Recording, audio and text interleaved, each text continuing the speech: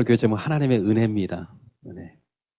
오늘 함께 봉독한 하나님의 말씀은 바울의 귀한 신앙 고백이죠.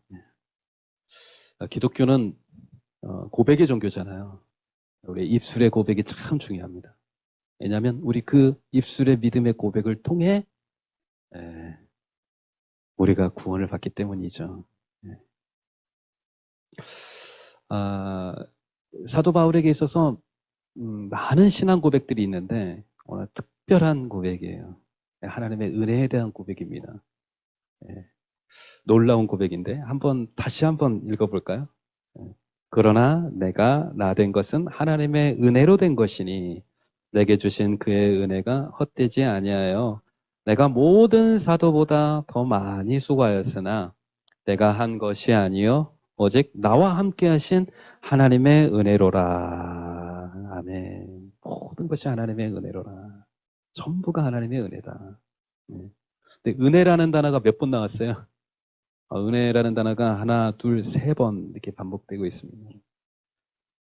사도 바울은 먼저 내가 나 된 것이 하나님의 은혜예요. 지금 나의 모습이, 예수를 믿고 있는 나의 모습이 하나님의 은혜라는 거예요. 내가 도저히 예수 믿을 사람이 아니었거든요. 예수를 박해하고 핍박하고 폭행하고 예수 믿는 자를 잡아다 결박시키고 옥에 가두고 매질을 하고 예수 복음 전했던 스데반을 돌로 쳐 죽이고 절대 예수하고는 상관없이 예수를 절대 믿을 수 없는 사람인데 내가 지금 예수를 믿고 있는 거예요. 지금 나의 나 된 거. 예수님이 나에게 찾아오시고 예수님이 나에게 말씀하시고 예수님이 나를 만나주신 전적인 은혜. 근데 내게 주신 그 은혜가 헛되지 아니하여 이렇게 고백해요. 내게 주신 은혜가 너무나 소중하고 너무나 값졌다는 거예요. 그 하나님이 주신 은혜를 나는 보배롭게 생각했다는 거예요. 그래서 내가 모든 사도들보다 더 많이 수고하고 헌신하고 섬기고 나의 삶을 다 드렸다는 거예요. 그랬는데 하나님께서 놀라운 은혜와 축복과 열매를 부어주시는 거예요. 내가 가는 곳마다 놀라운 기적의 역사들이 일어나고 복음의 열매들이 나타나고 또 함께하는 동역자들을 통해서 아름답게 하나님의 나라를 위해서 쓰임받고 근데 돌이켜보니까 이것은 내가 한 것이 아니요 오직 나와 함께 하신 하나님의 은혜로라. 이 모든 내가 이룬 과업과 성취해낸 역사들이 내가 한 일이 아니라 하나님이 하신 일이요. 하나님의 은혜라고 고백하고 있습니다. 예수 믿는 것도 은혜요. 큰 은혜 잊지 않고 주를 위해 헌신하고 수고한 것도 은혜요. 또 수고에 합당한 열매를 맺은 것도 은혜다. 이렇게 고백하는 겁니다. 내 삶 속에 있는 모든 것들이 다 하나님의 은혜였다. 은혜 아닌 것이 없었다. 하나님의 은혜가 없었다면 지금의 나도 없었다. 이러한 역사도 없었다. 모든 것이 하나님의 은혜였다. 이렇게 고백하고 있는 것입니다. 그냥 이 고백 속에 정말 사도 바울의 마음에는 은혜가 충만. 은혜가 가득하고 하다는 것이 느껴지는 것 같아요. 여러분이 고백하고 있는 하나님의 은혜는 무엇입니까? 여러분의 삶 속에 경험한 하나님의 은혜가 있습니까? 있다면 그 하나님의 은혜는 무엇입니까? 예수 믿은 지 얼마나 되셨어요? 그 은혜가 지금도 내 몸속에 나의 심령 속에 흐르고 있느냐는 거예요. 그 은혜가. 마치 내 몸속에 피가 흐르잖아요. 피가 흐르는 곳곳마다 산소와 에너지와 또 영양분들을 싹 공급해서 우리가 살아나가는 거잖아요. 마치 이런 것처럼 나의 온 몸속에 하나님의 은혜가 흐르고 있느냐는 거예요. 저는 여러분들을 주님의 이름으로 축복합니다. 은혜가 충만하시길 바랍니다. 은혜가 항상 흐르길 바랍니다. 어떤 상황에서든지 하나님의 은혜를 고백할 수 있는 저와 여러분 되기를 원합니다. 사도 바울에게 있어서 가장 큰 은혜는 예수를 만나는 은혜입니다. 예수를 만나는. 사도 바울은 절대 예수를 만날 수 없는 사람이었거든요. 유대인 중에 유대인. 가말리엘 문화생에서 율법을 외웠던 사람이거든요. 율법주의자였거든요. 예. 복음을 전했던 스데반을 돌로 쳐 죽여도 죽음이 합당하다 이렇게 생각했던 사람이었거든요. 예.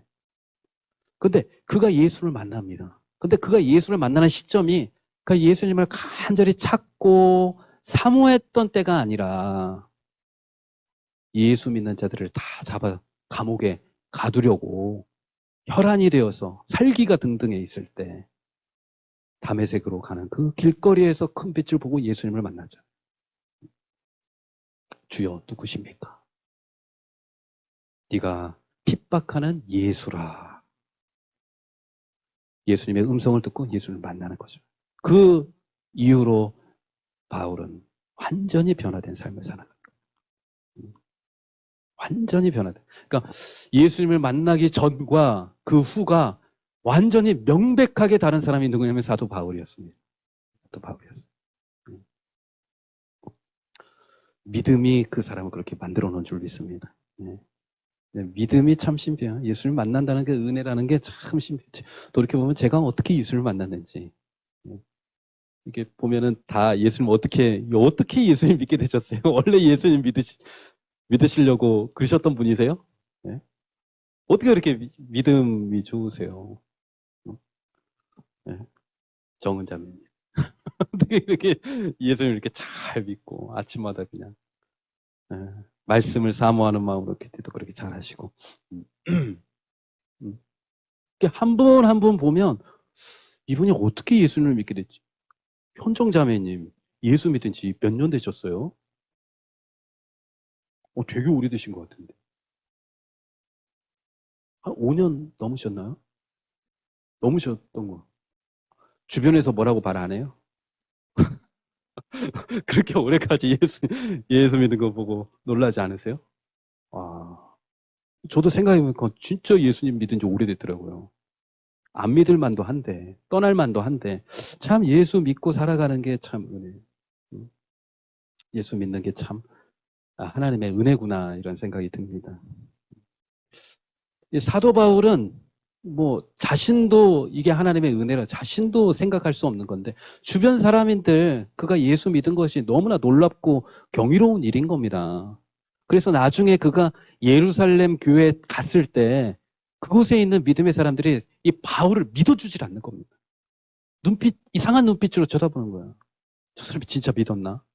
의심이 되는 거예요. 바울은 예수를 믿을 수 없는 사람이라고 생각을 한 겁니다. 그리고 또 한 가지가 있는데 그는 예수 믿을 자격이 없다고 생각한 거예요. 바울 때문에 예수 믿고 감옥에 간 사람이 몇 사람이고 바울 때문에 죽어간 내 형제들이 몇 명인데 저 사람은 다른 사람들은 다 믿어도 저 사람만큼은 바울만큼은 예수 믿어서는 안 된다고 생각했을지 몰라요. 자격이 없다고 생각한 거예요. 제가 처음 은혜를 경험했을 때 그 은혜는 무슨 은혜였냐면 십자가의 은혜였거든요. 십자가의 은혜. 십자가의 은혜를 제가 깨닫고 바로 이거구나. 정말 성경에 말도 안 되는 기적들이 많은데도 불구하고 이렇게 많은 분들이 예수님을 믿고 나와서 예배를 드리고 우리 어머니가 기도할 때마다 그 십자가 부분만 나오면 예수님의 은혜 부분만 나오면 그냥 울컥해서 눈물을 흘렸었던 그 이유가 바로 이 십자가의 은혜구나. 이 죄사함의 은혜구나. 나를 대신해서 희생당하신 예수님의 그 깊은 은혜와 사랑 그것이 느껴지니 바로 이거구나. 네. 근데 그때 제 안에 떠올랐던 질문이 그거였거든요. 내가 구원받았다고? 내가 죄사함 받은 내가 하나님의 자녀가 됐구나. 그런데 나는 내 삶을 돌아보면 자격이 없는데 나 예수 믿을 자격이 없는데 예수님이 나를 위해서 그렇게 희생할 만한 가치가 있는 인생이 아닌데 이 생각을 했어요. 네, 나중에 깨닫게 됐는데 바로 그것이 은혜라는 거였어요. 자격 없는 자들에게 베풀어 주신 하나님의 사랑이 절대 자격이 없는 그들에게 베풀어 주신 하나님의 호의와 사랑이 은혜라는 것을 그때 처음 깨달은 거예요. 예, 주변에서 사람들이 믿어주지 않으니까 바울의 누가 나타나요? 바나바가 바울을 믿어준 거잖아요. 바나바가. 그것도 참 은혜예요.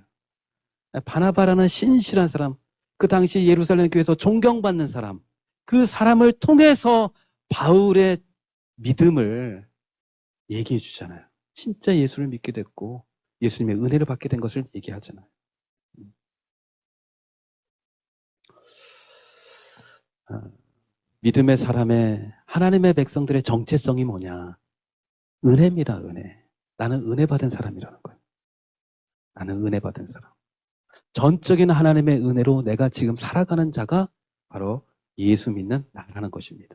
은혜 받은 사람이 예배를 드리고, 은혜 받은 사람이 말씀을 읽고, 은혜 받은 사람이 섬기고 봉사하더라. 이 은혜예요. 근데 이 죄사함의 은혜, 구원받은 은혜, 하나님의 자녀가 된 은혜, 영생을 얻은 그 은혜를 가장 깊이 느끼는 자리가 어디냐면 보니까 장례식장이더라고요. 이번에 장례를 치르면서 정말 예수 믿는 그 은혜와 복이 명확하게 드러나는 것이 바로 그 죽음의 현장. 사랑하는 이를 떠나보내고 내 마음에 허전하고 인생의 허무함을 느끼는 그 순간 하나님은 말씀하시잖아요. 너에게 영생이 있다고. 이게 끝이 아니라고. 보이는 세상이 끝이 아니라 다가 아니라고. 영원한 나라가 있다고. 너희가 겪는 이 세상, 너희가 당하는 고난은 잠깐이라고. 하나님이 주시는 영원한 나라가 있다고. 그것을 믿는 자들이 우리 그리스도인들이라고요. 네. 나는 은혜를 받았는데 그 은혜가 가장 깊이 느껴지고 그 감동의 은혜가 이렇게 살아 역사하는 자리가 어디냐 봤더니 장례식장이다. 울고 통곡하고 막 후회하고 원통해하고 이런 마음이 아니라 하나님 더 좋은 곳으로 보내어드리는 은혜가 그 자리에 있더라고요. 그래서 나는 어떤 존재인가? 나는 은혜 받은 존재입니다. 나는 하나님의 은혜를 품고 살아가는 존재. 내 안에는 하나님의 은혜가 있습니다. 나의 모든 삶은 그 은혜를 통해서 이루어져 갑니다. 라고 하는 고백이 저와 여러분들 안에 있기를 주님의 이름으로 축복합니다. 어떠세요? 여러분, 예수 믿고 하나님께 받은 은혜가 또 다른 하나님의 은혜가 있습니까? 하나님의 자녀가 되고 또 죄의 사함을 받고 또 하나님 백성이 되었는데 또 다른 하나님의 은혜가 있습니까? 여러분들 사도 바울은 그렇게 고백하잖아요. 나의 나 된 것, 내가 예수 믿게 된 것이 은혜지만 내가 그 은혜를 헛되이 여기지 않았다고 고백하잖아요. 그 가치 있게 여겼고 하나님이 주신 은혜를 소중하게 여겼다는 것입니다. 여러분들이 소중하게 여기는 은혜가 있습니까? 예수 믿고 난 다음에 어떤 은혜를 경험하셨어요? 제가 느꼈던 은혜는 처음 느꼈던 은혜는 하나님의 인도하심에 대한 은혜였어요. 저는 참 인생에 방황이 많았어요. 두려움도 많고 염려도 많고 걱정도 많았어요. 그런데 그 모든 것들이 다 눈녹이 사라졌는데 그건 뭐냐면 하나님이 내 삶을 인도하시는 선한 목자라는 겁니다. 나는 더 이상 방황할 게 없는 거예요. 장애가 있는 사람이에요. 선택자. 이것을 선택하면 저걸 선택해야 될지 이것을 선택해야 될지. 그런데 하나님 안에 거하는 사람, 은혜의 사람들은 무엇을 선택하든지 하나님께서 은혜의 길로 인도해 주실 줄 믿습니다. 하나님은 내 삶을 인도해 가고 계신다라는 은혜. 그래서 내 인생의 목적지는 정확히 분명해요. 예수 믿지 않는 사람들의 목적지는 어디예요? 죽음이에요. 육체의 죽음입니다. 그러나 나의 목적지는 하나예요. 하나님의 나라입니다. 영원한 하나님의 나라. 그 인도하심이 확실하게 느껴지니까 제 삶 속에 특별한 은혜와 평강이 임하게 됐죠. 두 번째 느꼈던 은혜는 뭐냐면 하나님이 채워주신다는 은혜. 하나님이 채워주신다. 물질도 채워주시고 축복된 만남도 채워주시고 네. 세상에서는 채워도 목마르거든요. 채워지지가 않거든요. 그런데 하나님 안에 거하니까 내 안에 채워짐이 있어요. 작은 것도 내 안에 감사로 채워지더라고요. 채워짐의 은혜, 채워짐의 은혜. 세 번째는 회복의 은혜. 저는 이게 참 좋은데요. 이 회복의 은혜. 저의 인격과 저의 삶이 계속해서 하나님의 형상으로 회복되어 가고 있는 중이에요. 우리 보통 그런 얘기 많이 하잖아요. 나의 인생은 아직 공사 중이라고. 다듬어져 가고 있어요. 하나님의 손길 안에서 나는 다듬어져 가고 있어요. 나는 원래 하나님의 형상을 통해서 빚어진 아름다운 존재인데 내 안에 죄가 있어서 이기적이고 욕심 많고 작은 일에 속상해하고 이러잖아요. 그런데 점점 좋아지는 거예요. 점점 좋아져. 네. 저도 옛날에는 되게 이기적이고요. 네. 자기중심적이고 욱하는 것도 많고 예. 화나면 막 예. 혈기도 부리고 근데요 제가 생각해봐도 많이 부드러워졌어요. 예. 많이 착해졌어요. 예. 시간이 흐르면 흐를수록 더 좋아질 것 같아요. 예. 이 하나님 안에서 내가 회복되어 간다. 하나님의 형상으로 빚어져 간다. 이게 특별한 은혜예요. 네. 네 번째는 갚아주심의 은혜. 하나님은 항상 선한 일에 갚아주세요. 네, 갚아주세요. 나의 자그마한 헌신, 수고 반드시 갚아주세요. 네. 하나님 갚아주실 때 은밀하게 갚아주세요. 네. 근데 나는 알아요.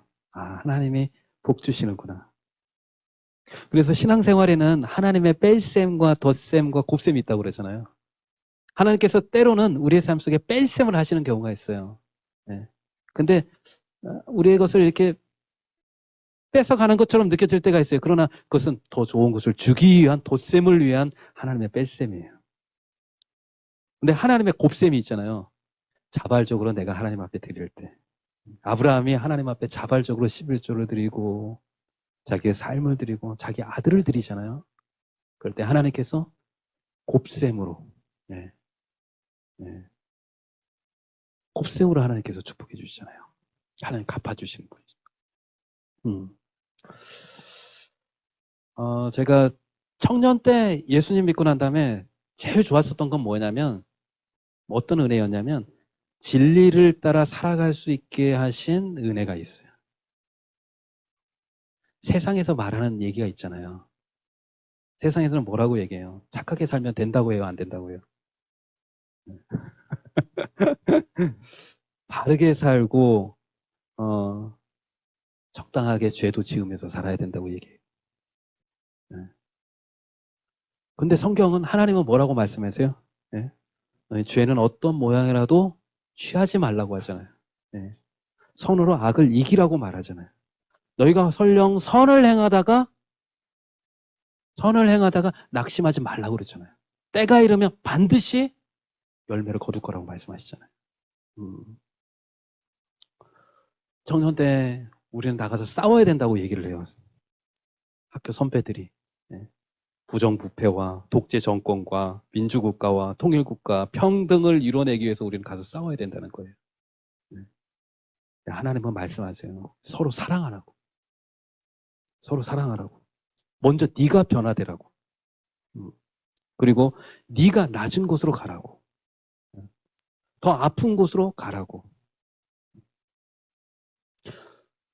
그들에게 복음을 주라고. 세상이 줄 수 없는 것을 주라고 얘기 말씀을 해주시는 거예요. 세상이 말하는 것을 붙잡는 것보다 하나님이 주신 것이 너무나 귀한 거예요. 세상은 뭐라고 말해요? 성공하라고 말해요.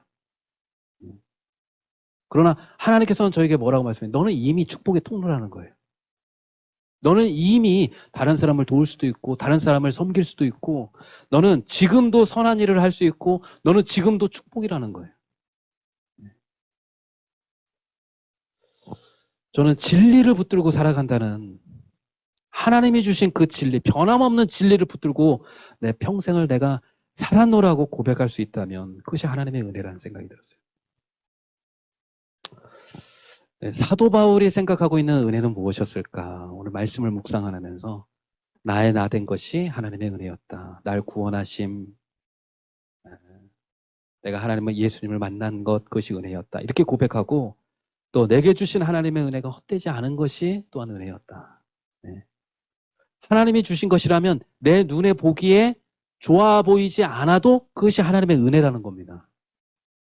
사도 바울은 나의 연약함, 나의 육체의 가시, 내가 당했던 수많은 고난들 또한 역시 하나님이 주신 것인데 그것 또한 역시 은혜였다고 고백합니다. 나의 연약함. 사도 바울은 그렇게 고백해요. 나의 약할 때 강함 되시는 하나님을 내가 체험했더라고. 약한 것이 은혜의 때라고. 왜? 그때가 비로소 하나님이 일하실 때이기 때문에. 내가 교만할 때, 내가 강할 때, 내 능력이 넘칠 때 그때는 하나님이 역사하시는 것이 아니라 내 힘이 역사하는 건데 내가 약할 때, 내가 건강을 잃을 때, 내 소망이 없다고 생각할 때 내가 하나님을 의지하고 내가 하나님을 붙드니 그때 하나님께서 역사하신다는 것을 체험한 거예요. 그러니 나는 나의 약함을 자랑하노라. 나의 약함을 자랑하노라. 내가 연약할 때에도 강함 되시는 하나님으로 인하여 나는 하나님의 은혜를 경험했다는 거예요. 그러니까 육체의 가시가 있었잖아요. 하나님, 내 육체에 질병이 있습니다. 하나님, 저 이것을 치유해 주십시오. 내가 더 잘 하나님을 섬기기를 원합니다. 내가 더 잘 복음을 전하고 내가 더 잘 하나님께 내 삶을 헌신하기를 원합니다. 내 육체의 질병을 치료해 주십시오. 치료해 주십시오. 그렇게 간절히 3번이나 구했는데 그때 하나님께서 뭐라고 말씀해 주세요? 치료해 주세요? 안 치료해 주세요? 안 치료해 주면서 하나님 말씀하시잖아요. 뭐라고요? 성경 말씀 같이 한번 읽겠습니다. 나에게 이르시기를 내 은혜가 내게 족하도다. 이는 내 능력이 약한 데서 온전하여 짐이라 하신지라. 그러므로 도리어 크게 기뻐함으로 나의 여러 약한 것들에 대하여 자랑하리니 이는 그리스도의 능력이 내게 머물게 하려 함이라. 아멘. 육체의 가시, 그것이 나의 삶을, 내 사역을 더 온전케 하시는 하나님의 능력이라는 사실을 깨달은 거예요. 그 깨달음으로 인해서 도리어 크게 기뻐했대요.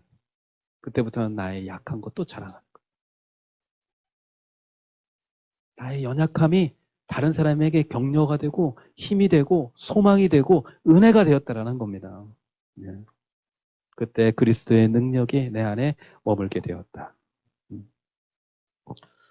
내 삶의 약한 거, 육체의 고난, 육체의 가시, 또 주님을 위해서 당했던 모든 고난 또한 역시 내게 은혜였다. 왜냐? 그 고난 때문에 내가 교만하지 않았고 그 고난 때문에 내가 주님만을 바라보고 의지하며 주님의 일들을 감당했기 때문에 이런 고난이 주는 유익이 있었기 때문에 고난이 나에게 은혜였다. 이렇게 고백하는 것이죠. 이 다윗도 그러잖아요. 믿음의 사람들은 다 고난이 나에게 유익이라고 고백을 합니다. 다윗도 고난당함이 내게 유익이었다. 그러므로 내가 하나님의 말씀을 배우게 되었다. 고백하잖아요. 사도 베드로 역시도 그 고난에 대해서 고백합니다. 베드로전서 5장 10절 말씀 같이 읽겠습니다. 잠깐 고난을 당한 너희를 친히 온전하게 하시며 굳건하게 하시며 강하게 하시며 털을 견고하게 하시리라. 아멘. 고난이 잠깐 당하는 그 고난이 우리를 친히 온전하게 하시고 굳건하게 하시고 강하게 하시며 털을 견고하게 하신다. 신앙생활을 하다 보면 나도 모르게 신앙의 길에서 벗어나는 경우가 있잖아요. 하나님과 멀어지는 때가 있잖아요. 그런데 고난이 오면 뭐래요? 정신이 딱 바짝 드는 거잖아요. 아, 내가 하나님으로부터 멀어졌구나. 아, 내 은혜의 자리로부터 멀어졌구나. 네. 고난이 없으면 어떻게 돼요? 네. 은혜가 있는지, 내가 하나님으로부터 멀어졌는지, 내가 다시 주님을 붙들어야 되는지 모르고 그냥 가는 거잖아요. 근데 그 고난 때문에 내가 온전한 길로, 하나님의 길로 다시 돌아오게 된다는 것입니다. 우리 고난을 통해서 하나님은 우리를 굳건하게 하시고 강하게 하십니다. 믿음의 사람들의 그 굳건한 믿음, 흔들리지 않는 믿음. 우리 자꾸 흔들리잖아요. 작은 일에도 넘어지잖아요. 그런데 믿음의 큰 사람들은 절대 흔들리지 않고 견고하잖아요. 근데 그 믿음은 어디서 온 거예요? 그냥 편안한 가운데에서 믿음이 온 사람은 없다고. 다 고난을 겪어내고 고난 속에서 주님을 의지하고 고난 속에서 기도하고 고난 속에서 하나님을 붙드는 가운데 믿음이 생긴 거죠. 다윗도 그 고백이잖아요. 다윗이라는 위대한 믿음의 사람을 키우는데 광야는 필수적인 거잖아요. 고난은 필수적인 거잖아요. 네. 그리고 터를 견고하게 하시리라. 우리 신앙생활은 마치 집을 짓는 것과 같아요. 우리 신앙생활에 큰 집을 지어 나가는데 기초가 중요해요. 터가 중요하잖아요. 네. 우리의 재물에 대한 욕심이 기초가 되면 안 되잖아요. 잠깐 우리가 누리게 될 쾌락이 기초가 되면 안 되잖아요. 오직 하나님의 말씀, 예수 그리스도만이 우리의 신앙의 기초가 되어야 되잖아요. 근데 고난이 오면 어때요? 우리의 터이신 예수 그리스도를 더 견고하게 붙들고 그 터 위에 우리의 신앙을 세울 수 있다는 것입니다. 그러니 사도 바울이나 믿음의 사람 모두가 다 고백하는 것이 한결같이 고백하는 것이 뭐냐? 나의 약함과 하나님이 나에게 주신 고난이 내게 유익이 되고 그것이 은혜였다라고 고백하는 것입니다. 이제 새 학기가 시작되고 있습니다. 봄 기운이 막 오늘 날씨가 너무 좋을 거라고 막 다 그래요. 오늘 저도 물론 산책 나갈 겁니다. 이제 새로운 시작이에요. 새로운 생명의 기운들이 막 움트고 있을 때 우리가 다시 한번 믿음 안에서 다시 한번 새 일들을 이뤄 나갔으면 좋겠어요. 근데 그 힘은 어디서 오느냐? 은혜에서 오는 거예요. 하나님의 은혜. 그래서 저는 이번 주 하나님의 은혜에 대해서 묵상을 했는데요. 몇 주 동안 계속해서 하나님의 은혜를 새롭게 묵상하고 또 설교하고자 합니다. 여러분, 하나님의 은혜를 마음속에 품으십시오. 하나님의 은혜를 더 사모하십시오. 하나님의 은혜가 내 온 몸에 흐르게 해주십시오. 그리고 그 하나님의 은혜가 다른 사람에게 흘러가게 해주십시오. 하나님께서 너는 은혜의 사람이라. 너 은혜로 충만한 사람이라. 이렇게 일컬음 받고 하나님 앞에 귀하게 쓰임받는 이 봄, 올 한 해 되시기를 주님의 이름으로 축복합니다. 우리 한번 같이 찬양하고